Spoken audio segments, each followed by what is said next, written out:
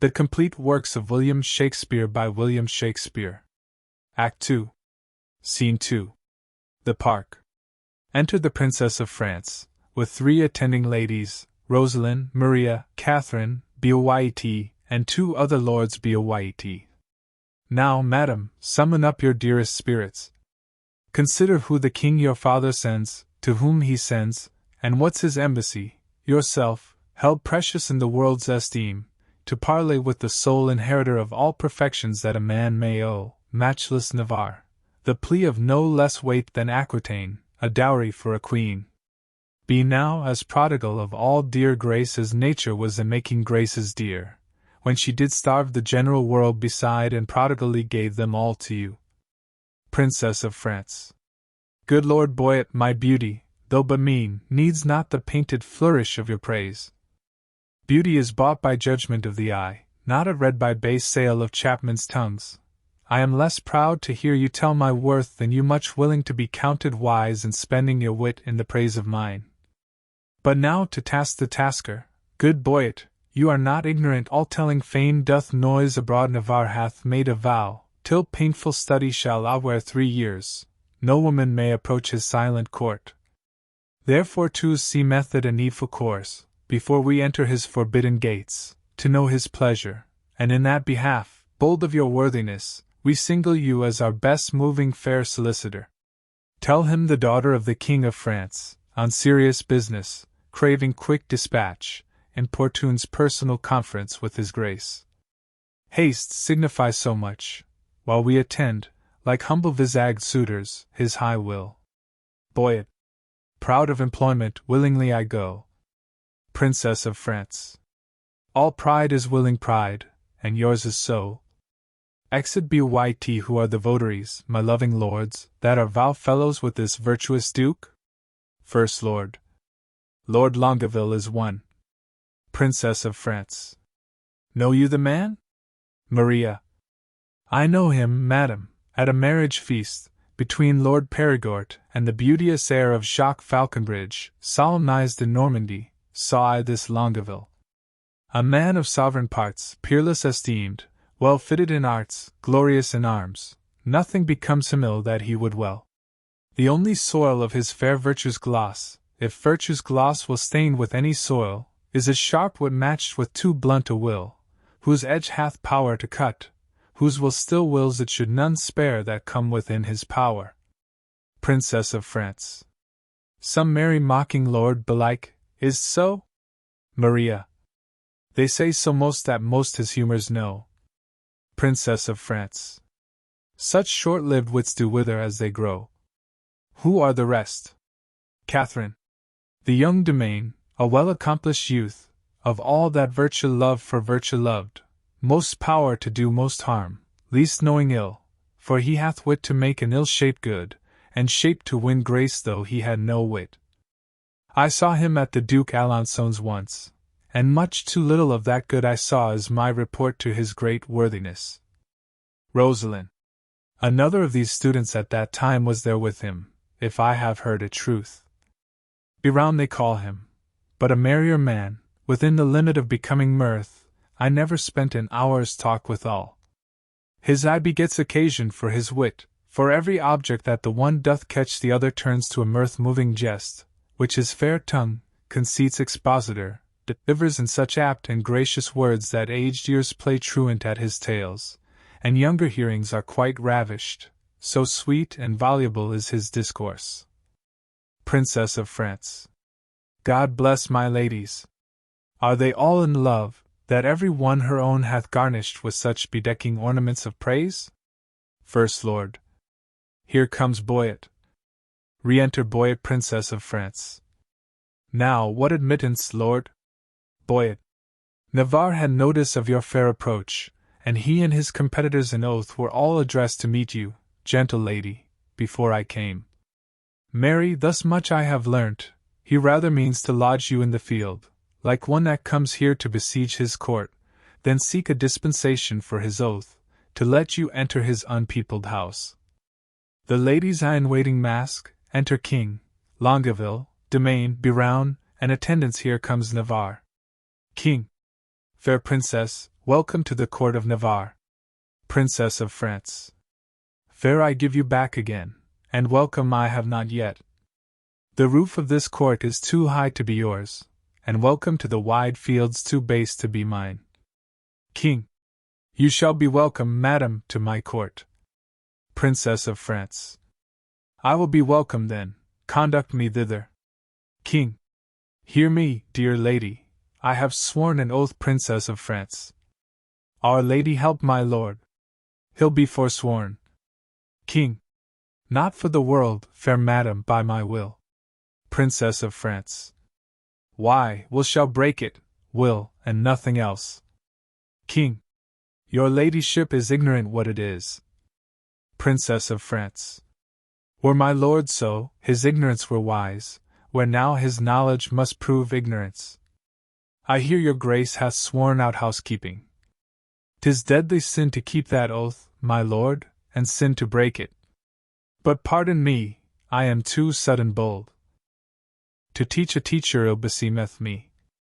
Vouchsafe to read the purpose of my coming, and suddenly resolve me in my suit. Giving a paper, King. Madam, I will, if suddenly I may. Princess of France. You will the sooner that I were away, for you'll prove perjured if you make me stay. Baron. Did not I dance with you in Brabant once?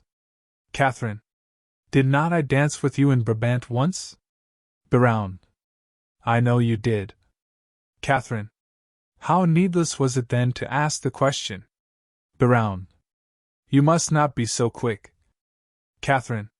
'Tis long of you, that spur me with such questions. Baron. Your wit is too hot, it speeds too fast, 'twill tire. Catherine. Not till it leave the rider in the mire. Baron. What time o' day? Catherine. The hour that fools should ask. Baron. Now fair befall your mask. Catherine. Fair fall the face it covers. Baron. And send you many lovers. Catherine. Amen, so you be none. Baron. Nay, then will I be gone. King. Madam, your father here doth intimate the payment of 100,000 crowns, being but the one half of an entire sum disbursed by my father in his wars. But say that he or we, as either have, received that sum, yet there remains unpaid 100,000 more, in surety of the which, one part of Aquitaine is bound to us, although not valued to the money's worth. If then the king your father will restore but that one half which is unsatisfied, we will give up our right in Aquitaine, and hold fair friendship with his majesty.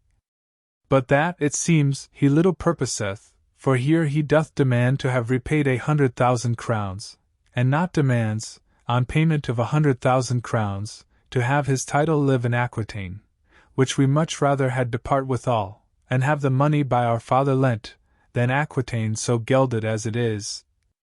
Dear princess, were not his requests so far from reason's yielding, your fair self should make a yielding gain some reason in my breast, and go well satisfied to France again. Princess of France. You do the king my father too much wrong, and wrong the reputation of your name, in so unseeming to confess receipt of that which hath so faithfully been paid. King. I do protest I never heard of it, and if you prove it, I'll repay it back or yield up Aquitaine. Princess of France. We arrest your word. Boyet, you can produce acquittances for such a sum from special officers of Charles his father. King. Satisfy me so. Boyet. So please your grace, the packet is not come, where that and other specialties are bound. Tomorrow you shall have a sight of them. King. It shall suffice me, at which interview all liberal reason I will yield unto. Meantime receive such welcome at my hand as honor, without breach of honor, may make tender of to thy true worthiness. You may not come, fair princess, within my gates, but here without you shall be so received as you shall deem yourself lodged in my heart, though so denied fair harbor in my house. Your own good thoughts excuse me, and farewell. Tomorrow shall we visit you again. Princess of France. Sweet health and fair desires consort your grace. King. Thy own wish I thee in every place. Exit with attendants Birown. Lady, I will commend you to mine own heart. Rosalind. Pray you, do my commendations, I would be glad to see it. Birown. I would you heard it groan. Rosalind. Is the fool sick? Birown. Sick at the heart. Rosalind. Alack, let it blood. Birown. Would that do it good? Rosalind. My physics as I. Birown. Will you pricked with your eye? Rosalind. No point with my knife. Birown. Now, God save thy life. Rosalind. And yours from long living. Birown. I cannot stay Thanksgiving. Retiring Domain. Sir, I pray you, a word, what lady is that same? Boyet. The heir of Alençon, Catherine her name. Domain. A gallant lady. Monsieur, fare you well. Exit Longueville. I beseech you a word, what is she in the white? Boyet. A woman sometimes, and you saw her in the light. Longueville. Perchance light in the light. I desire her name. Boyet. She hath but one for herself, to desire that were a shame. Longueville. Pray you, sir, whose daughter? Boyet. Her mother's I have heard. Longueville. God's blessing on your beard. Boyet. Good sir, be not offended, she is an heir of Falconbridge. Longueville. Nay, my choler is ended. She is a most sweet lady. Boyet. Not unlike, sir, that may be. Exit Longueville Birown. What's her name in the cap? Boyet. Rosalind by good hap. Birown. Is she wedded or no? Boyet. To her will, sir, or so. Birown. You are welcome, sir, adieu. Boyet. Farewell to me, sir, and welcome to you. Exit Birown. Ladies, unmask Maria. That last is Birown, the merry madcap lord, not a word with him but a jest. Boyet. And every jest but a word. Princess of France. It was well done of you to take him at his word. Boyet. I was as willing to grapple as he was to board. Catherine. Two hot sheeps, marry. Boyet. And wherefore not ships? No sheep, sweet lamb, unless we feed on your lips. Catherine. You sheep and I pasture. Shall that finish the jest? Boyet. So you grant pasture for me. Offering to kiss her, Catherine. Not so, gentle beast, my lips are no common, though several they be. Boyet. Belonging to whom? Catherine. To my fortunes and me. Princess of France. Good wits will be jangling, but gentles, agree, this civil war of wits were much better used on Navarre and his bookmen, for here 'tis abused. Boyet. If my observation, which very seldom lies by the heart's still rhetoric disclosed with eyes, deceive me not now, Navarre is infected. Princess of France. With what? Boyet. With that which we lovers entitle affected. Princess of France. Your reason? Boyet. Why, all his behaviors did make there retire to the court of his eye, peeping thorough desire. His heart, like an agate, with your print impressed, proud with his form, in his eye pride expressed, his tongue, all impatient to speak and not see, did stumble with haste in his eyesight to be, all senses to that sense did make their repair, to feel only looking on fairest of fair. Methought all his senses were locked in his eye, as jewels and crystal for some prince to buy, who, tendering their own worth from where they were glassed, did point you to buy them, along as you passed. His face's own margent did quote such amazes that all eyes saw his eyes enchanted with gazes.